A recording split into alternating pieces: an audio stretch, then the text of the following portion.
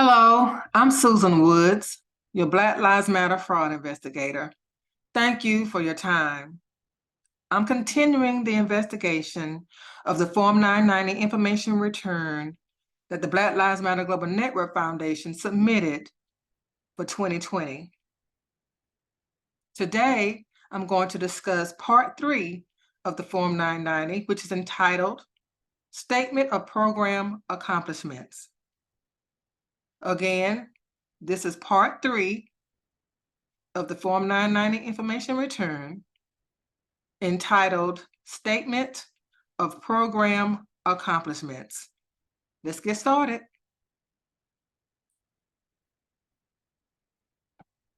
As a reminder, what is the Form 990 information return? The Form 990 information return, or Form 990, is an annual report the IRS requires all 501c3 nonprofit organizations to submit to provide information about revenues and expenses for the prior year. The type of Form 990 nonprofit organizations submit depends on the type of nonprofit organization and the amount of revenues and assets the nonprofit organization has on record. Form 990s are due by the 15th day of the 5th month after the fiscal year ends. For example, if the fiscal year ends on December the 31st, then the Form 990 is due by May 15th the next year. The primary purpose of the Form 990 is to demonstrate transparency and accountability. If the nonprofit team fails to file the Form 990 for 3 consecutive years, the IRS automatically revokes the 501c3 nonprofit status. It doesn't matter if you generated revenues or not. It doesn't matter if you're offering services or not. You still have to file a Form 990 information return with 0 revenues if necessary to let the IRS know that you still intend to keep your 501c3 status. So let's review Part 3, Statement of Program Accomplishments. I'm going to pause my screen while I pull up the actual Form 990 information return. So just one moment, please.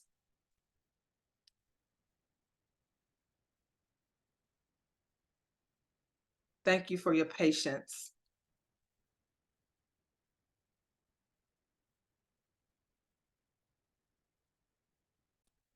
Okay, so now I am looking at the Form 990 information return for the Black Lives Matter Global Network Foundation that was submitted for 2020, fiscal year 2020. And we are on Part 3, Statement of Program Service Accomplishments. I've already highlighted the red flags I've identified. So the first red flag that I identified is on line 1, where it says, briefly describe the organization's mission. This is where you would describe the mission of the organization. So here, they included this content. Black Lives Matter Global Network Foundation is working inside and outside of the system to heal the past, reimagine the present, and invest in the future of Black lives through policy, change, investment in our communities, and a commitment to arts and culture. I do not understand this mission statement. That's why I flagged it, because it's vague. There is no clear explanation of what they really want to do. It just sounds like a combination of different mission statements they may have come across and put together to sound attractive, I don't know, or appealing or provocative, but it makes no sense. I can't walk away from this statement knowing, okay, this is what I'm going to invest my money in, because I know this is what I can expect in return for it.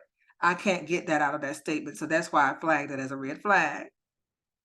Red flag number 2 that I identified is on line 4A, and it shows $13 million, over $13 million for a grassroots organization that's not named and it's called, and there's state here for the explanation of the $13,097,626. This is what it's used for.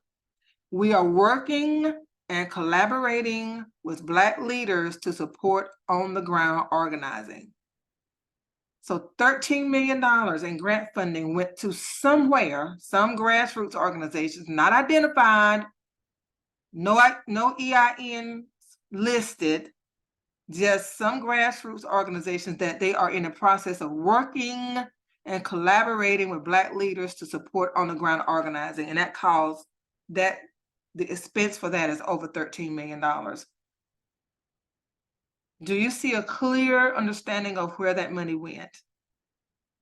Because if it's on the 990, it's spent already. It's already been dispersed. Where? Why? Okay, that's a red flag. The next red flag is for line 4B, and it's for the grant funding in the amount of $12,900,319. So grant money for $12,900,319 went to the Healing Justice Program. There's no EIN for the Healing Justice Program that we can use to investigate the validity of this program. Now, I'm not going to read everything that's listed here in terms of what the Healing Justice Program is supposed to be about. You can read that for yourself, but it makes no sense. There is no concrete information given here that you can go back and say, okay, yes, I can trace my investment back to this point here. There is no way. It's so broad, intentionally broad, so that you can't trace it. The Healing Justice Program, the appropriate way to list where your grant funding money goes is to list the name of the organization in which you sent the grant money and the EIN, so that we, the public, can know where that money went. Now in 4B, the total expenses that were incurred were $14,200,203, which included grants in the amount of $12,900,319. So where did the difference between those two things go? Where did that money go? About $2 million. What happened to that? There's no representation of where that money went at all. The next red flag is line 4C and expenses. Just expenses for $2,720,960, and it's for the Arts and Culture Program. Not going to read all of that because, again, it makes no sense to me. But it's listed as an expense rather than as a grant. So they're stating here that they didn't give or fund it through grants. They covered expenses for this arts and culture program. Why? If it's a bona fide 501c3 nonprofit organization that went through the grant process, then why not provide them with a grant rather than with just covering their expenses? It doesn't make sense to me. The next red flag is line 4D, where it has other program services. And in Schedule O, there's a definition or explanation of the $1,672,826 that they allocated to other program services. Other program services could be like miscellaneous. I don't know. I didn't scroll down to the Schedule O because we'll look at the Schedule O later.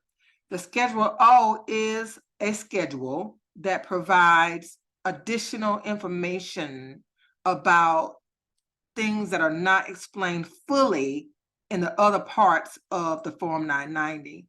And I would rather wait and look at all of the things that are combined in the Schedule O rather than jump into it now. But just think of it as probably some type of miscellaneous expenses that they are covering with $1,672,826. So the next or the final red flag for this section is on line 4E, total program service expenses. $33,039,667 when you add up all of these things that I just reviewed with you. So let's wrap it up. Part 3, Statement of Program Service Accomplishments. And then it breaks down the cost, the expenses for a total expenses there were $14,445,678. And they funded grassroots, don't know what that means, $13,097,626. And then for the Healing Justice Program, the expenses were $14,200,203, but they funded through grants $12,900,319. And then in line 4C, expenses covered for the Arts and Culture Program, $2,720,960. And then other program services, $1,672,826 for a total of $33,039,667. We have no clue where that money went, do we?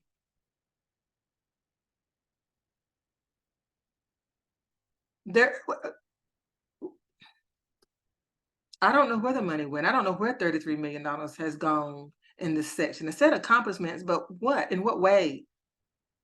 Again, these statements are meant to be broad and confusing and convoluted because that's what their goal is. They want to make it difficult.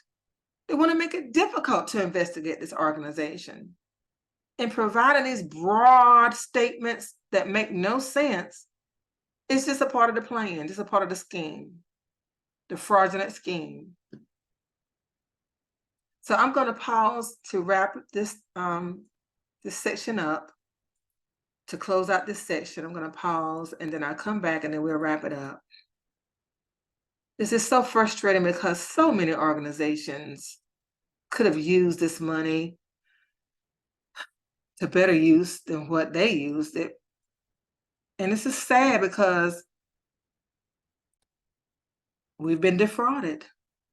So we're back to the Black Lives Matter Global Network Foundation red flags. And again, this is part 3, Statement of Program Accomplishments. We're on page 2 of the Form 990.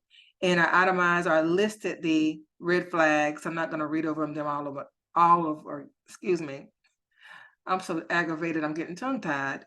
I'm going to not read all of these again. You can see them listed. I've already explained my concerns. So there were a total of 6 red flags in this section alone. 6 red flags. So now the cumulative number of red flags that we have are 16. From each section that we've talked about the heading, 4 red flags. Part 1 summary, 4 red flags. Part 2 signature block, 2 red flags. And Part 3 statement of program accomplishments, 6 red flags, for a total of 16 red flags. And we are on page 2. That says a lot. That says a lot. And the IRS accepted it. The IRS, they filed this Form 990 information return, and clearly no one investigated it or evaluated it to make sure it made sense. I mean, I'm not an IRS expert. I'm not an IRS representative that reads nonprofits for validity or accuracy. I'm just a regular person that has been working in the nonprofit sector as a consultant for 20 years. And I can see the red flags. There's 16 already, and we're just on page 2. So next, we're going to look at part 4, which is the checklist of required schedules. A checklist of required schedules. I'm Susan Woods, your Black Lives Matter fraud investigator. Thank you so much for your time, and have a great day.